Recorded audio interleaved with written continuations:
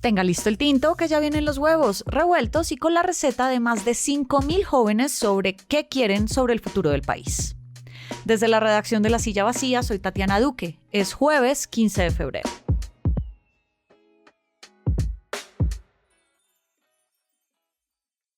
¿Le ha pasado que en su trabajo, buscando uno, le dicen que está muy pelado o muy pelada para ese cargo?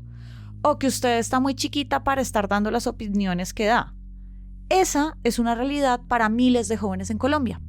Según el Barómetro de Juventudes, que es una encuesta a más de 5.000 personas menores de 28 años, la mayoría quiere trabajar bien y de forma remunerada, pero no hay suficiente oferta. También la mayoría dice que se siente excluida de las instituciones políticas.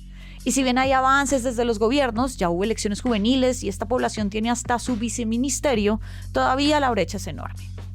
Hoy vamos a hablar de qué quieren los jóvenes, de las discusiones que generan y de qué esperan de un gobierno que fue elegido en su mayoría por ellos. Vamos a hablar de este barómetro de juventudes con Gina Baiter. Ella es cartagenera y además consejera local y distrital de juventudes. Un placer que pases por acá. Muchas gracias a ustedes, Tatiana, Fernando, por supuesto La Silla Vacía por esta invitación y por la intención de invitar a las juventudes. El barómetro fue hecho por la Javeriana y el programa Jóvenes Resilientes de USAID y Activoca. Y me llamó mucho la atención el número de personas encuestadas, son más de 5.000 en 30 municipios y eso es mucho más de lo que hace una encuestadora electoral, por ejemplo. Entonces, esta es una foto súper amplia de lo que está pasando hoy. De entrada, Gina, quisiera saber cómo lees lo que muestra la encuesta de la desconexión entre instituciones, entre la política y la juventud. Bueno, yo considero que las juventudes de Colombia en general han querido y han sido muy activas en la construcción de una ciudadanía. Sin embargo, también considero que las mismas condiciones y en ocasiones la falta de voluntad política del país, de las gobernaciones y de muchas ciudades han generado que como jóvenes pues creemos una perspectiva o imagen muy propia del deber ser versus el ser de algunas instituciones. La encuesta de jóvenes resilientes realizada por USAID y Activoca y pues con la alianza de la Universidad Javeriana, deja en manifiesto que sobre el 17% de los jóvenes confían en instituciones públicas y considero que las instituciones han propiciado que esta imagen desfavorable sea y se mantenga porque en primera instancia desconocen las instancias de participación juvenil y por desconocer no solo me refiero a que no sepan que existan, sino que en ocasiones saben que existen y aún así no les permiten a las juventudes tener un papel fundamental e incidir. Por otra parte, creo que han fallado al no hacer partícipe a las juventudes en decisiones de ciudad. Y otra de las fallas creo que es la falta de continuidad y secuencia en los acompañamientos e implementación de los proyectos dirigidos a jóvenes. Es decir, en ocasiones muchas de las administraciones se han centrado en cumplir metas establecidas, pero no se han pensado generar unas transformaciones locales y realmente realizar un acompañamiento integral. ¿Y cómo es tu experiencia con estos políticos locales? Con el exalcalde William Dow, ¿te pudiste reunir? ¿Ya te reuniste con el actual alcalde de Humer Turbay? ¿Cómo es ese papel de consejera frente a los que toman decisiones? En Cartagena, durante la administración anterior fue muy complejo. Fue bastante difícil poder sentarnos con el alcalde, incluso nunca lo hicimos, aun cuando el Estatuto de Ciudadanía Juvenil establece que deberíamos tener al menos 2 sesiones con él y con su gabinete, ¿cierto? Para poder articular en materia de juventudes. Y creo que esto ha sido un reto no solo en Cartagena, sino en todas o en la mayoría de las ciudades de nuestro país. Había muchísimo desconocimiento del subsistema de participación juvenil, incluso con los gobernantes no tenían conocimiento del alcance y de la importancia que deberían de darle a estas instancias de representación. Y en ese sentido, por lo menos puntualmente en Cartagena, hemos tenido la posibilidad de sentarnos ya con el actual alcalde electo y algunos secretarios para pensarnos cuál será nuestra participación dentro de esta importante construcción e incluso proponer que dentro del Plan de Desarrollo Distrital de Cartagena exista un apartado puntual de juventudes y que la agenda sea una sola agenda, que vayan alineados los intereses de las y los jóvenes con las prioridades de la institucionalidad. Bueno, ¿y cómo les va ante el gobierno nacional? El presidente Petro fue elegido por una población muy joven y el gobierno le respondió con un viceministerio para esta población.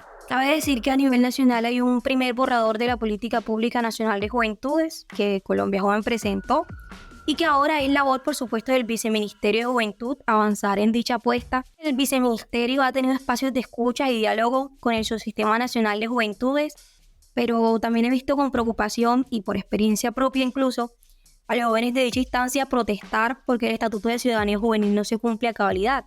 Es decir, no se han dado las sesiones con Congreso, las esperadas sesiones con el presidente. Es un poco reconocer lo que se ha avanzado, pero también ser críticos y propositivos ante lo que no. Entonces, es un poco, invitar al gobierno, a las diferentes administraciones, pensarnos un poco en colectivo a lo que se viene, y en este caso puntualmente al Viceministerio de Juventudes. La encuesta también pregunta sobre el acceso al trabajo y el 44% dijo que la mayor barrera es la experiencia que piden los empleadores y el 62% dijo que solo conoció de trabajos por amigos o conocidos. ¿Cómo romper, Gina, ese círculo de poco trabajo o trabajo mal pago por simplemente ser jóvenes? Yo creo que es necesario fortalecer las alianzas entre lo público y lo privado para propiciar escenarios de vinculación laboral. Creo también que el gobierno nacional, los gobiernos departamentales y locales deberían ser pioneros en la vinculación laboral de jóvenes dentro de sus diferentes vacantes, porque a veces esperamos que desde fuera se haga el cambio y en ocasiones no empezamos a hacerlo desde adentro. Adicionalmente, creo que la misma sociedad debería dejar de normalizar comentarios como apenas tiene 22, 23 o 26 años para asumir ese cargo, o es muy joven sin necesitar alguien con experiencia. Creo que necesitamos transformar desde lo social, cultural y político las visiones de los roles que deben asumir los jóvenes en el área laboral y, por supuesto, en diferentes áreas de interés de las juventudes. Finalmente, ¿qué crees que es eso que todavía quienes toman las decisiones en Colombia, los políticos, los que ven a los jóvenes como simples practicantes o los que dan trabajo, no entienden del potencial de esta población? ¿Qué crees que no están viendo? Yo creo que quienes en su mayoría toman las decisiones de este país fueron en algún momento jóvenes y jóvenes inspirados por una necesidad de transformar, de revolucionar lo que estaba mal. Por lo que yo dudo mucho que no nos entiendan. Más bien, siento que es necesario recordar y reconocer el punto en el que nos encontramos ahora y sobre todo la importancia de vincular a los jóvenes desde su diversidad de ser, hacer y pensar también.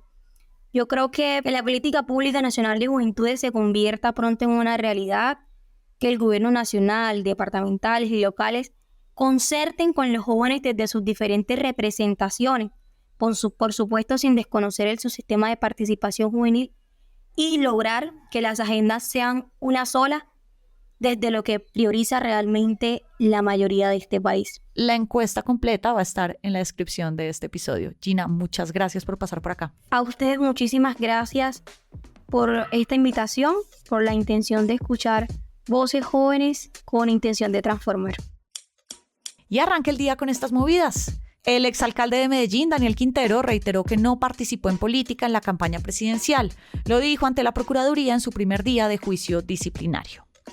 11 de los 31 decretos expedidos por alcaldes sobre el consumo de dosis mínima son inconstitucionales, dice la ONG Temblores. Y el magistrado de la Corte Constitucional, Vladimir Fernández, tiene serios conflictos de interés que arrastra desde la presidencia. Vea la investigación en nuestro videocast de Huevos Revueltos con Política en YouTube. Toda la movida de poder está al aire en lasillavacía.com, en las redes y en el en vivo. Y por acá cada mañana estará calientito su desayuno político favorito. Este episodio fue hecho en alianza con el programa Jóvenes Resilientes de USAID y Activoca. Y con la producción de Fernando Cruz y Juanita Escobar, yo soy Tatiana Duque. Nos escuchamos mañana.